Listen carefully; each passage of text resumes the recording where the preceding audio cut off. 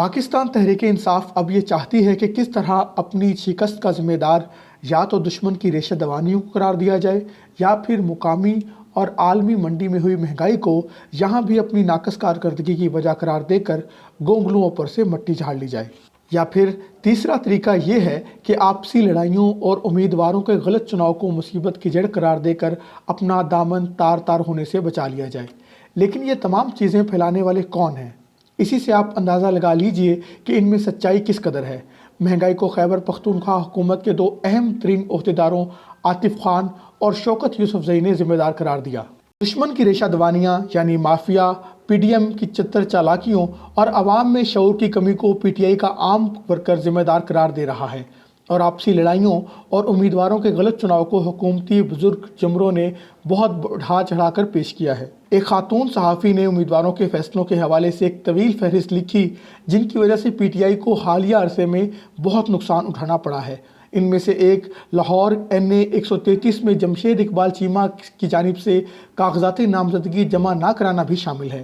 انہوں نے یہ انکشاف بھی کیا کہ خانیوال میں پی ٹی آئی نے اپنے کارکن کو ٹکٹ نہ دیا، جس کی وجہ سے وہ شکست دوچار ہوئی۔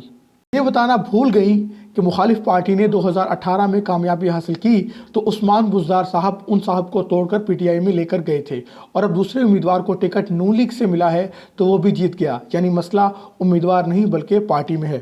ان تمام لوگوں کی کوشش یہ ہے کہ دراصل حکومت کی غیر مقبولیت کو کوئی اور نام دے کر بلدیاتی انتخابات میں ہوئی شکست کا ذمہ دار اسے قرار دے دیا جائے، لیکن حقیقت اتنی سادہ نہیں۔ حکومت کی غیر مقبولیت کا اندازہ اس بات سے لگایا جا سکتا ہے کہ پچھلے چند ماہ سے عوامی نیشنل پارٹی کے بارے میں کہا جا رہا تھا کہ وہ بھرپور محنت کر رہی ہے اور اپنی جماعت کو بڑی حد تک اس نے منظم کیا ہے۔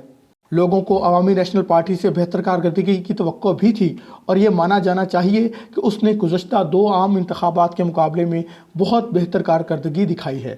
لیکن دوسری جانب اصل مارکا تو جمعیت علماء اسلام فے نے مارا ہے، جنہوں نے نہ صرف لاکھوں کی تعداد میں ووٹ لے کر خود کو اس وقت صوبے کی سب سے طاقتور جماعت ثابت کیا ہے، بلکہ کل 4 ڈویژنز میں سے 3 کے میئر بھی لے اڑی ہے۔ چوتھا میئر عوامی نیشنل پارٹی کو ملا ہے۔ تحریک انصاف کا میئر کی حد تک مکمل صفایا دیکھنے میں آیا ہے۔ سب سے بڑھ کر یہ کہ جمعیت نے پشاور میں میئر کی سیٹ حاصل کر لی ہے، جو کہ تحریک انصاف کا گڑھ مانا جا سکتا ہے۔ اس شہر سے 2018 کے انتخابات میں پی ٹی آئی نے تمام قومی اسمبلی کی سیٹیں جیتی تھیں، جبکہ 13 میں سے 12 صوبائی اسمبلی کی نشستوں پر بھی یہ کامیاب رہی تھی۔ مولانا فضل الرحمان کی پارٹی کا یہ حال تھا کہ مولانا خود اپنی دونوں نشستوں پر شکست کھا گئے تھے، لیکن اب صورتحال یہ ہے کہ صوبے کی 5 ڈویژنز جہاں انتخابات ہوئے، مولانا کی جماعت نے خود کو سب سے مقبول جماعت ثابت کیا ہے۔ یہ اعداد و شمار ثابت کرتے ہیں کہ یہ ووٹ امیدواروں کے غلط چناؤ کی وجہ سے نہیں بلکہ اپنی غیر مقبولیت کی وجہ سے پی ٹی آئی ہاری ہے، کیونکہ گزشتہ 3 برس میں ملک میں سب سے زیادہ جم کر اگر کسی جماعت نے اپوزیشن کی ہے تو وہ مولانا ہی کی ہی جماعت ہے۔ مولانا نے کسی بھی موقع پر عمران خان حکومت کے ساتھ برائے نام بھی تعاون کا ہاتھ نہیں بڑھایا۔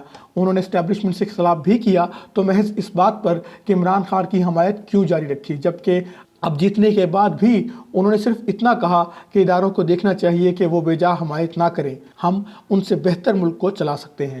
عمران خان کے خلاف حقیقی اپوزیشن کا کردار جس نے ادا کیا، اسے عمران خان کی غیر مقبولیت سے فائدہ اٹھانے کا بھی موقع مل گیا۔ رہی یہ بات کہ امیدوار غلط تھے تو یہ امیدوار کے مسائل کس جماعت کے نہیں ہوتے؟ کیا جمعیت کے پاس ایک حلقے میں ایک سے زیادہ امیدوار نہ ہوں گے؟ کیا عوامی نیشنل پارٹی کے پاس ہر حلقے میں محض ایک ہی ٹکٹ کا متمنی تھا؟ جب یہ مسائل سب جماعتوں کے ساتھ ہیں تو پھر یہ دلیل کہ امیدوار کو ٹکٹ غلط دے دیا گیا بالکل بے اثر اور بہانے بازی معلوم ہوتی ہے، کیونکہ جو جماعت زیادہ مقبول ہوتی ہے اس کو امیدوار سے فرق نہیں پڑتا۔ 2018 کے انتخابات میں عامر لیاقت کے کراچی یا عثمان بزدار کے پنجاب سے منتخب ہونے کی اور وجہ کیا ہو سکتی ہے؟ معروف صحافی سلیم صافی صاحب نے ایک اور اہم نکتہ بھی اٹھایا ہے۔ شاہزیب خانزادہ سے بات کرتے ہوئے انہوں نے کہا کہ پی ٹی آئی کو میڈیا کی حمایت حاصل نہ ہوتی تو 2018 کے نتائج بھی ایسے نہ ہوتے جیسے آئے ہیں۔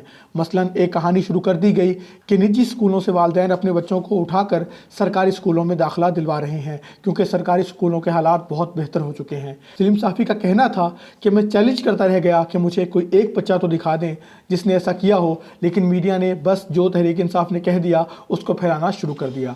حکومت کے اپنے ایم این اے نور عالم خان نے بھی اس پروگرام میں یہ امیدواروں کے چناؤ والی بات کو مضحکہ خیز قرار دیتے ہوئے کہا کہ جب آپ کی کارکردگی ٹھیک نہ ہو تو ایسے ہی لوگوں پر الزام لگایا جاتا ہے کہ الیکشن نور عالم کی وجہ سے ہار گئے تو وہ کسی اور وجہ سے۔ پارٹی کا ایک ووٹ ہوتا ہے اور وہی ووٹ اسے ملتا ہے۔ لوگوں کو بار بار بیوقوف نہیں بنایا جا سکتا۔ پارٹی کو اپنی سیاست پر خود غور کرنا چاہیے۔